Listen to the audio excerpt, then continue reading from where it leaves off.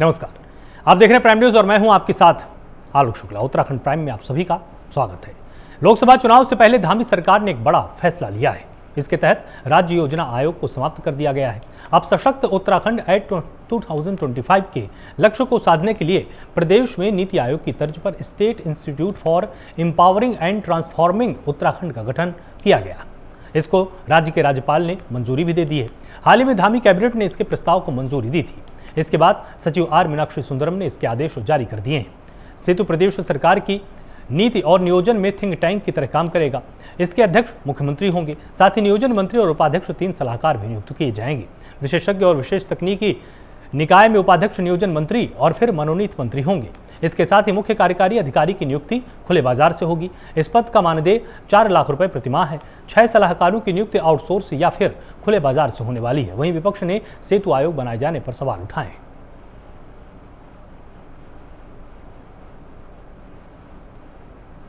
इस प्रकार से राज्य का राज्य योजना आयोग काम करता था और भारत में जिस प्रकार से योजना आयोग की जगह पर नीति आयोग बन गया है, उसी प्रकार से यहाँ पर उसी की तर्ज पर हमने सेतु का भी गठन किया है। और निश्चित रूप से सेतु भी हमारा राज्य के प्रत्येक नियोजन पर, राज्य पर होने वाला जो हमारा निवेश है, राज्य पर होने वाला अवस्थापनाएं हैं, उन सभी पर काम करेगा। और एक मैं समझता हूँ कि सेतु के बनने से हमारा काम तेजी से आगे बढ़ेगा। उदाहरण देता हूँ,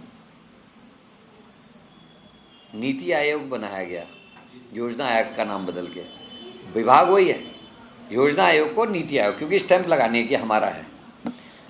पलायन आयोग का नाम बदल दिया गया, लेकिन आज भी 6000 गांव बिना सड़कों के हैं और रोज़ 200 के आसपास व्यक्ति गांव छोड़ के जा रहा है हर 24 घंटे में। ये रिपोर्ट में कहा गया है। उसी तरीके से मैं पूछना चाहता हूँ सरकार से, सेतु आयोग बनाने की क्या जरूरत थी?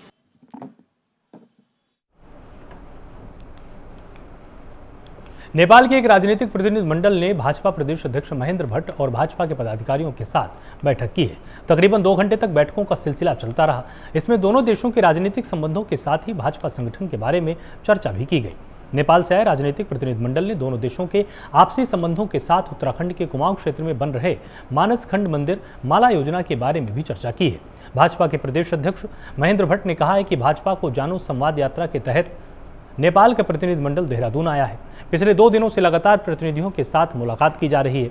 प्रतिनिधि मंडल ने मुख्यमंत्री पुष्कर सिंह धामी से भी मुलाकात की है। उनका कहना है कि नेपाल और भारत के रोटी और बेटी का रिश्ता है। ऐसे में भाजपा राजनीतिक संबंधों को भी मजबूत बनाने के लिए काम कर रही है। नेपाल के प्रतिनिधि मंडल के लीडर पंपा भूसाल ने कहा कि भारत और नेपाल के संबंध बेहतर रहे। दोनों देशों के राजनीतिक संबंधों को लेकर चर्चा की गई है।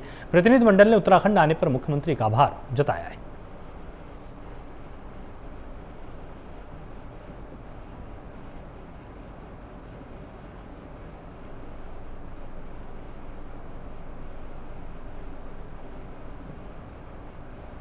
राज्यसभा में गुरुवार को सदस्य नरेश बंसल ने मांग उठाई कि संविधान के अनुच्छेद 1 में संशोधन कर देश का नाम केवल भारत रखा जाए। उच्च सदन में बीजेपी के सांसद नरेश बंसल ने विशेष उल्लेख के जरिए कहा कि इंडिया नाम को दास्ता की बेड़ी करार दिया गया। साथ ही उन्होंने इंडिया शब्द को संविधान से हटाने का प्रस्ताव दिया है। अपनी मांग के तर्क में बंसल ने प्रधानमंत्री नरेंद्र मोदी के पिछले वर्ष 15 अगस्त को लाल किले की प्राचीर से किए गए राष्ट्र के नाम संबोधन का भी जिक्र किया। इसमें उन्होंने देश को दास्ता के प्रतीक चिन्हों से मुक्ति का आह्वान किया था। आदरणीय प्रधानमंत्री श्री नरेंद्र मोदी जी ने विगत 15 अगस्त को लाल किले से देश के नाम संबोधन में साफ कहा था कि दास्ता के प्रतीक चिन्हों से देश को मुक्ति दिलाना जरूरी है। पीएम श्री मोदी जी ने अपने भाषण में आज़ादी के अमृत काल के लिए अपने बताए 5 प्रणों में से एक प्रण औपनिवेशिक माइंडसेट से देश को मुक्त कराने का भी जिक्र किया था। विगत 9 सालों में प्रधानमंत्री नरेंद्र मोदी जी ने अनेक कदम उठाए हैं, बल्कि कई मौक़ों पर उन्होंने औपनिवेशिक विरासत, औपनिवेशिक प्रतीक चिन्हों को हटाने और उसकी जगह परंपरागत भारतीय मूल्यों और सोच को लागू करने की वकालत की है। अंग्रेजों ने देश का नाम भारत से बदलकर इंडिया कर दिया। भारत के स्वतंत्रता सेनानियों की मेहनत और बलिदानों के कारण जब 1947 में देश आज़ाद हुआ और संविधान में 1950 में लिख दिया इंडिया दैट इज भारत, जबकि हमारे देश का नाम हजारों साल से भारत ही रहा है। भारत को भारत ही बोला जाना चाहिए, इसके बजाय लिखा गया India that is Bharat. Bharatvarsh इस देश का वास्तविक नाम है। देश का अंग्रेजी नाम इंडिया शब्द गुलामी की निशानी है। देश को मूल और प्रमाणिक नाम भारत से ही मान्यता दी जानी चाहिए। अतः आज़ादी के अमृतकाल में अंग्रेजी गुलामी के प्रतीक को हटा इस पुण्य पावन धरा का नाम संविधान के अनुच्छेद 1 में संशोधन कर इंडिया दैट इज हटाकर भारत रखा जाए और भारत माता को दास्ता की इस नाम रूपी बेड़ियों से आज़ादी दी जाए। धन्यवाद। कांग्रेस के प्रदेश अध्यक्ष करण माहरा ने गढ़वाल के लोगों पर की गई टिप्पणी के बाद अब कांग्रेस के वरिष्ठ नेता पूर्व गढ़वाल लोकसभा से प्रत्याशी रहे मनीष खंडूरी का बयान भी सोशल मीडिया पर वायरल हो रहा है। इस पर बीजेपी के प्रदेश प्रवक्ता वीरेंद्र बिष्ट ने अपनी प्रतिक्रिया देते हुए कहा कि कांग्रेस निराशा में है, इसलिए इस तरह की बयानबाजी करके उत्तराखंड के लोगों का अपमान किया जा रहा है। इस बयान से उत्तराखंड, खासतौर से गढ़वाल के लोगों का जो अपमान किया गया है उससे सभी लोग आहत हैं। राजनीतिक क्षेत्र में इस तरह की बयानबाजी से बचना चाहिए और कांग्रेस प्रदेश अध्यक्ष को अपने इस बयान के लिए सार्वजनिक तौर से माफी मांगनी चाहिए। कांग्रेस पार्टी को भी अपने ऐसे नेताओं पर कार्रवाई करनी चाहिए। के नेताओं को एक आदत सी पड़ गई है गाली गलौज करना, गलत शब्दों का प्रयोग करना, गढ़वाल के लोगों पर थूकने की बात करना, उत्तराखंडित पर थूकने की बात करना।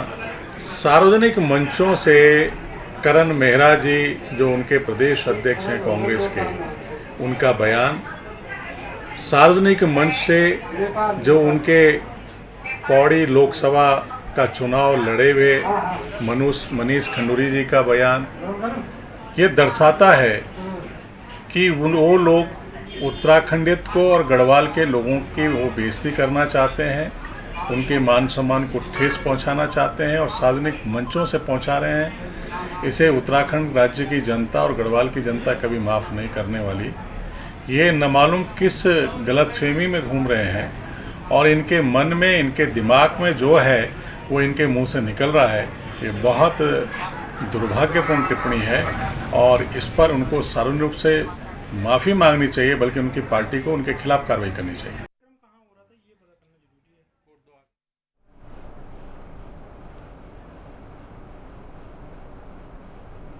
ऋषिकेश बद्रीनाथ राष्ट्रीय राजमार्ग को खोलने का काम युद्ध स्तर पर लगातार जारी है। फिलहाल पैदल यात्रियों के लिए मार्ग खोला गया है। भारी बारिश के बाद राष्ट्रीय राजमार्ग संख्या 7 पिछले 4 दिनों से बंद है।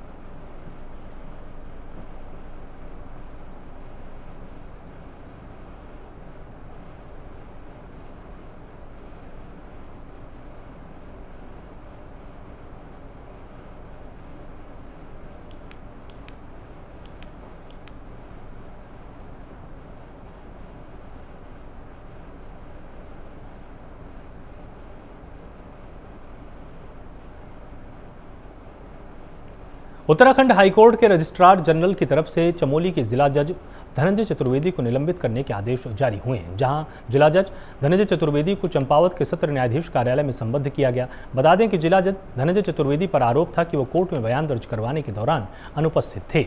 वहीं उनकी वीडियो रिकॉर्डिंग होने के बाद अपने अधिकारों का दुरुपयोग करते हुए अधीनस्थ कर्मचारी की निजता का हनन भी किया गया। इस मामले में जिला जज चमोली धनंजय चतुर्वेदी को 11 अप्रैल को हाईकोर्ट के रजिस्ट्रार जनरल की ओर से कारण बताओ नोटिस जारी किया गया था। इस पर जिला जज चमोली धनंजय चतुर्वेदी ने अपना पक्ष रखा, जिसमें उन्होंने जो सफाई दी उससे संतोषजनक नहीं पाया गया। इसके बाद जिला जज चमोली को निलंबित कर दिया गया है।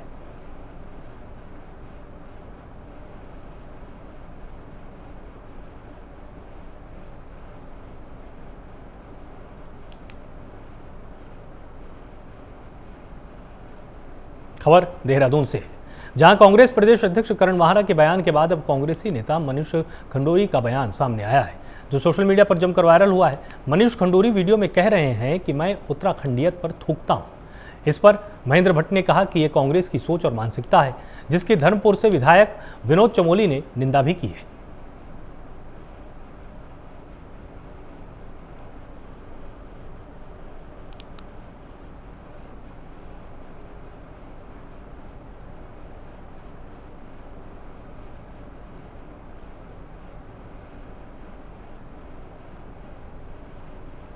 भारतीय जनता पार्टी के सम्मानित राष्ट्रीय अध्यक्ष जेपी नड्डा जी के आमंत्रण में भारत आया।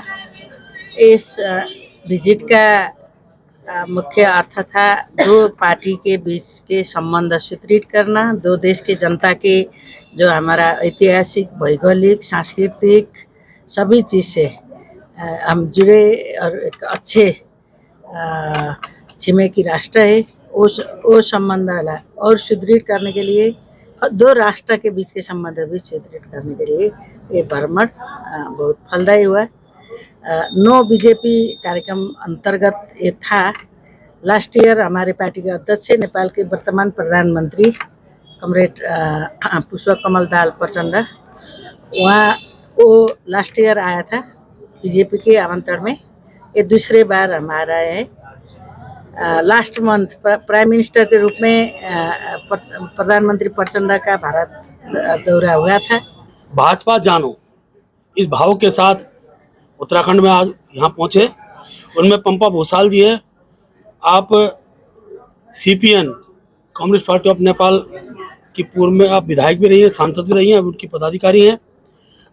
इनके साथ रामेश्वर राम यादव जी आए थे, पूर्व में कानून मंत्री नेपाल सरकार में, वर्तमान में सांसद हैं। चक्रपाणी खैनाल बलदेव जी,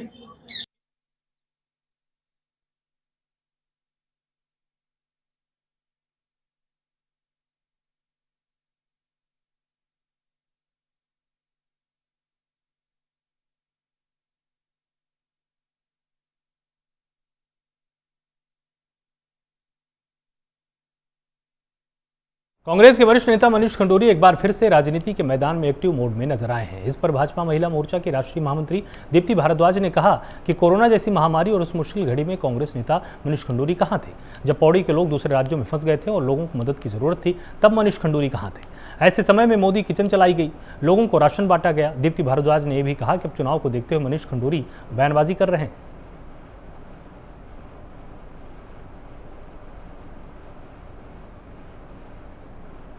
मुश्किल की घड़ी थी, मैं कहूँगी उस वक्त वो कहाँ थे, जब यहाँ पर जो जनता थी, जब लोग थे, उनको मुश्किलें थी, उनके घर में राशन नहीं था, उनके लोग किसी दूसरे प्रदेश में फंसे हुए थे, पौड़ी के लोग, उस वक्त वो कहाँ थे। तो ये सब चीज़ें उनको उस वक्त सोचनी चाहिए थी जब लोगों को मुश्किल में थे लोग। आज लोग अपना रहते हैं, जिन्होंने उनका वहाँ पे काम किया, जिस वक्त जनता के बीच में मोदी किचन चले, राशन बटा, कार्यकर्ता भारतीय जनता पार्टी के खड़े रहे, आज उस वक्त को भूलकर अब आज की बात करते हैं। तो मुझे लगता है कि वो सिर्फ वही चुनावी बातों में आज वो इस मुद्दे को उठा।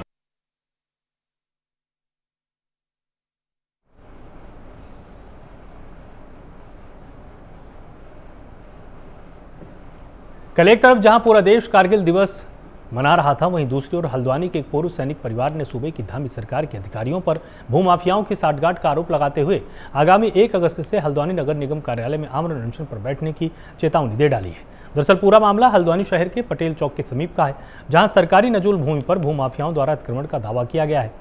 शिकायतकर्ता पूर्व सैनिक का परिवार लगातार भूमाफियाओं पर कार्रवाई की मांग कर रहा है, लेकिन जिम्मेदार अधिकारी कार्रवाई के नाम पर चुप्पी साधे हुए हैं। वहीं सरकारी भूमि पर किए गए अवैध कब्जे पर कोई कार्रवाई न होने से तमाम सवाल खड़े हुए हैं। सूबे में बीजेपी सरकार आने के बाद सीएम धामी द्वारा सरकारी नजूल और धार्मिक स्थलों की जमीन पर कब्जा करने वाले भूमाफियाओं के खिलाफ अभियान चलाते हुए बड़ी कार्रवाई की गई थी, जो आज भी जारी है। पर सरकार की यह कार्रवाई पूर्व सैनिक परिवार के दावे के बाद हल्द्वानी में दम तोड़ती नजर आई है।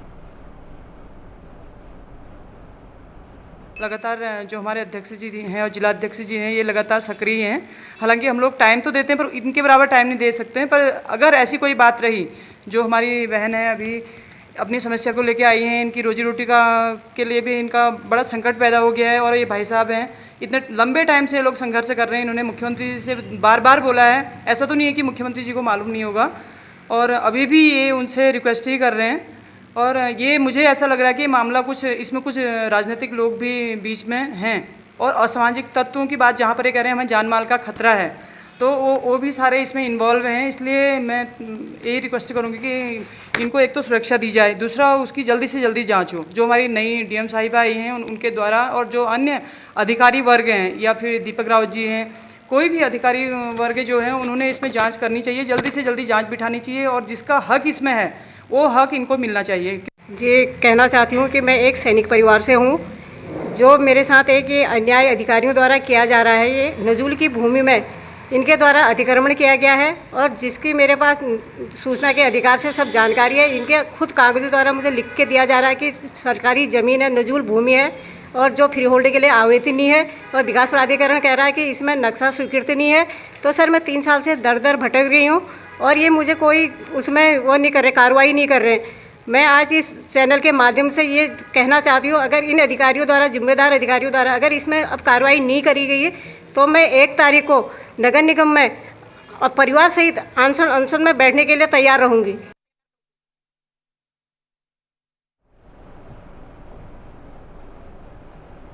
डोईवाला क्षेत्र में नए शहर बनाने की खबरों के बाद जिस तरह से डोईवाला में स्थानीय ग्रामीणों और किसानों ने पिछले कई दिनों से लगातार पंचायतों और बैठकों का दौर जारी था, फिलहाल उस पर विराम लगता हुआ नजर आया है। मुख्यमंत्री पुष्कर सिंह धामी और कैबिनेट मंत्री ने नया शहर बनाने की बात का खंडन करने के बाद डोईवाला में स्थानीय ग्रामीणों और किसानों ने राहत की सांस ली है।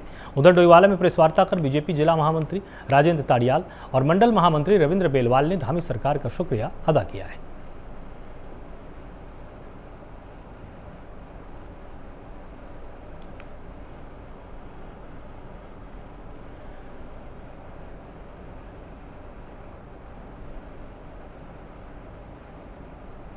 देहरादून शहर में ई रिक्शा लोगों के लिए परेशानी का सबब बनता चला जा रहा है। रिक्शा चालक सड़क पर कहीं भी वाहन खड़ा करके सवारी भरने लगते हैं। इसकी वजह से पूरे शहर में जाम की स्थितियां बन गई हैं। इसको लेकर परिवहन विभाग भी सख्त होता हुआ नजर आया है। परिवहन अधिकारी सुनील कुमार की माने तो देहरादून शहर और अन्य शहरों में भी ई रिक्शा से लोगों को काफ़ी दिक्कतों का सामना करना पड़ रहा है। इसको देखते हुए ई रिक्शा के लिए प्लान बनाया जा रहा है और यातायात नियमों का पालन सख्ती से करवाया जाएगा।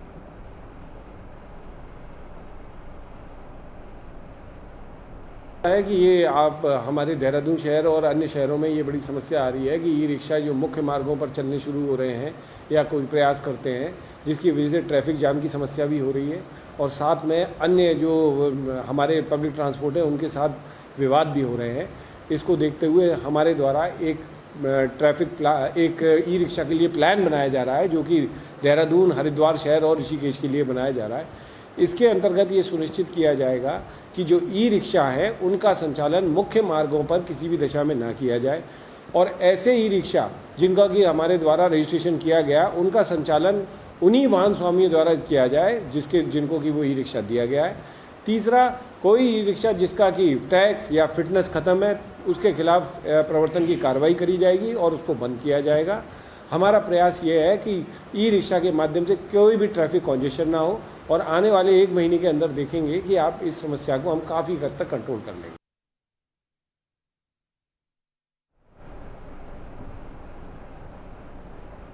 रुड़की के मंगलौर कोतवाली क्षेत्र में गंगा नहर की मोहम्मदपुर झाल से 23 जुलाई से लापता युवक का शव बरामद हुआ है। सूचना पर पहुंची पुलिस ने युवक के शव को पोस्टमार्टम के लिए सिविल अस्पताल भेजा, जहां युवक के परिजन भी पहुंच गए और 30 जुलाई को युवक अपनी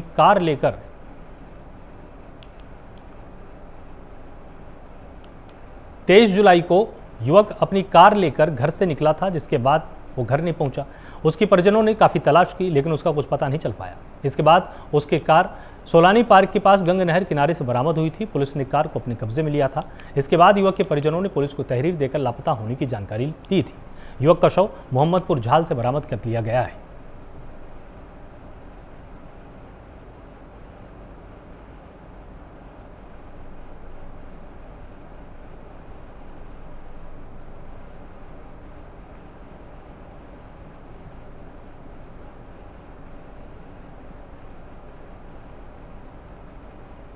देहरादून में जुगाड़ नामक वाहन आतंक मचाते हुए नजर आ रहे हैं, क्योंकि मोटरसाइकिल को काटकर उसके पीछे एक बुग्गी जोड़ दी जाती है और इसमें सीमेंट, सरिया, ईंट ऐसे सामानों को ढोया जाता है। इन वाहनों से दुर्घटनाएं होने की संभावना लगातार बनी रहती है और अब परिवहन विभाग ऐसे वाहनों पर सख्ती करने जा रहा है। परिवहन अधिकारी सुनील कुमार शर्मा ने बताया है कि जो ऐसे वाहन हैं उनकी बाइकों को काटकर पीछे बुग्गी जोड़कर बनाए जाते हैं और उनको ये लोग रेड़ा बोलते हैं। ऐसे वाहन अक्सर हादसे का शिकार होते हैं। अब इन पर सख्ती बढ़ाई जाएगी, ऐसे वाहनों को सीज किया जाएगा। इतना ही नहीं, ऐसे वाहनों को लोडिंग के रूप में सामान देने वालों पर भी अब परिवहन विभाग मुकदमा दर्ज करेगा।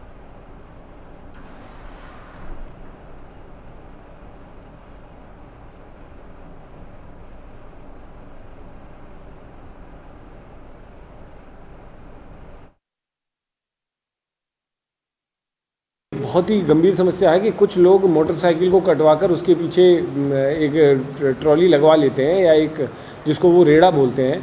इसके खिलाफ प्रवर्तन द्वारा लगातार अभियान चलाए जा रहे हैं और इसमें हम लोगों ने ये सुनिश्चित कर रहे हैं, ना सिर्फ ऐसे रेड़ों के खिलाफ हम चालान करेंगे, परंतु ऐसे आपके माध्यम से बताना भी चाहूँगा कि ऐसे कोई लोग जो इनके ऊपर सामान लाते हैं, चाहे वो टाइल हो, चाहे वो सरिया हो या कोई मिट्टी या ईंटें हों, जो भी दुकानदार इन गैर कानूनी और ख़तरनाक वाहनों के ऊपर अपना ये सामान लादेगा, उसके खिलाफ भी हम आईपीसी की सेक्शन में पब्लिक सेफ्टी को डेंजर में लाने के लिए मुकदमा दर्ज कराएंगे और इसका पूर्ण उत्तरदायित्व ना सिर्फ वाहन स्वामी का होगा, परंतु ऐसे दुकान वालों का भी होगा जो जानते हुए कि ये इलीगल है उस पर सामान देते।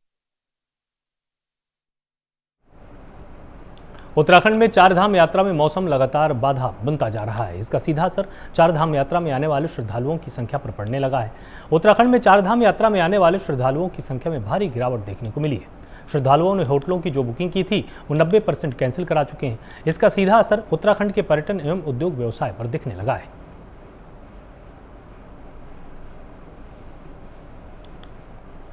यात्रियों की संख्या काफ़ी कम हुई है, फिर भी लोग जा ही रहे हैं। संख्या यद्यपि कम है, कभी 250, 1000, 2000, अलग अलग दामों में, अलग अलग परिस्थिति के हिसाब से। जिस दिन मलबा इत्यादि आ जाता है, रोड जाम होता है, तो उस समय ये श्रद्धालुओं की संख्या घट जाती है। जब रोड क्लियर रहती है तो श्रद्धालु बढ़ जाते हैं। तो ये अप डाउन होते रह रहे हैं।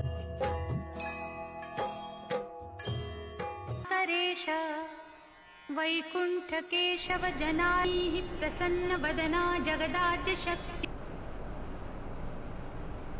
गदरपुर थाना परिसर में अमन कमेटी की बैठक का आयोजन किया गया, जहां इस मौके पर क्षेत्र के जनप्रतिनिधि, सामाजिक कार्यकर्ता और पुलिस क्षेत्राधिकारी मौजूद रहे। बता दें कि पुलिस क्षेत्राधिकारी बाजपुर भूपेंद्र सिंह भंडारी ने कहा कि मुहर्रम को लेकर एक बैठक का आयोजन किया गया है। इसमें क्षेत्र के गणमान्य व्यक्ति मौजूद रहे और शांति व्यवस्था बनाए रखने की अपील की गई है। ट्रैफिक को लेकर विशेष सावधानी पुलिस बरतेगी। वहीं मौके पर नगर पालिका अध्यक्ष गुलाम गौस ने कहा है कि मुहर्रम का त्यौहार गम का त्यौहार है और लोगों से अपील की गई है कि 10 फुट से अधिक ताजिया ऊंचाई न रखें। इससे बिजली की तारों से टकराने की दुर्घटना की आशंका नहीं होगी।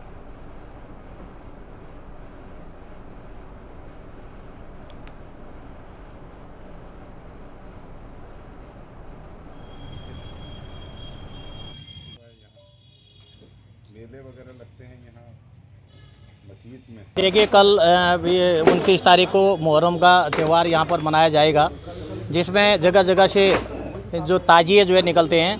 तो सभी लोगों को जो है यहाँ बुला करके एक पीस कमेटी की मीटिंग बुला गई। हर वार्ड मेंबर यहाँ पर आए थे, चेयरमैन साहब यहाँ पर आए थे। इनको जो है पिछले विगत वर्षों में क्या क्या उसमें जो है मुहर्रम के समय में दिक्कतें हुई, उस संबंध में इनसे पूछताछ की गई और जो आगे के लिए हमको करना है, इसमें जो है जो भी इनको दिक्कतें हुई हैं उस संबंध में बताया गया, तो उसको हम जो है दूर करेंगे।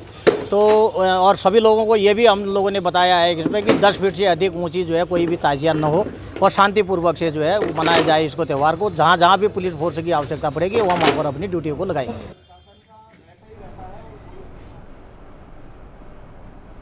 पूरे प्रदेश में मूसलाधार बारिश के चलते हरिद्वार जिले में आई बाढ़ से जहां सभी वर्गों के लोगों को भारी नुकसान का सामना करना पड़ा, तो वहीं अब लोगों को घरों में रोजाना खाने पीने वाली हरी सब्जियों के दामों की भी मार झेलनी पड़ रही है। लोग महंगाई से बहुत परेशान हो चुके हैं। सरकार को इस ओर ध्यान देना चाहिए, इससे गरीब आदमी को भरपेट खाना मिल पाए। वहीं लोगों का कहना है कि हमने महंगाई को लेकर पीठ बाजार में दुकानदारों से बात की तो उनका कहना है कि बारिश के कारण फसलें नष्ट हो गई हैं, इसके कारण सब्जियां पीछे से कम आ रही हैं।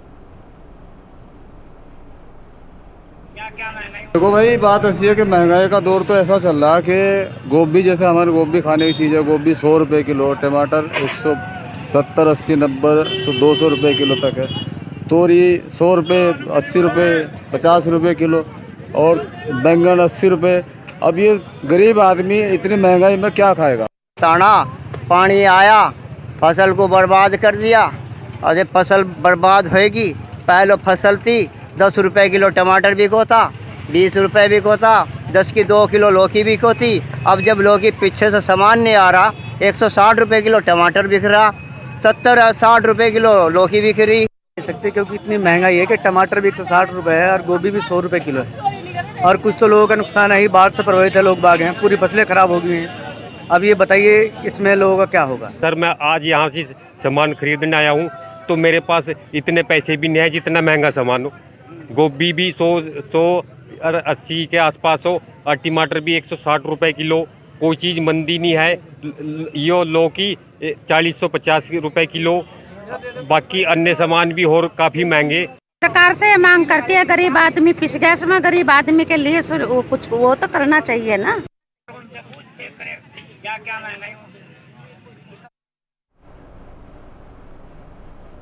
उत्तराखंड प्राइम में फिलहाल इतना ही। आप लगातार जुड़े रहिए प्राइम न्यूज़ के साथ। नमस्कार।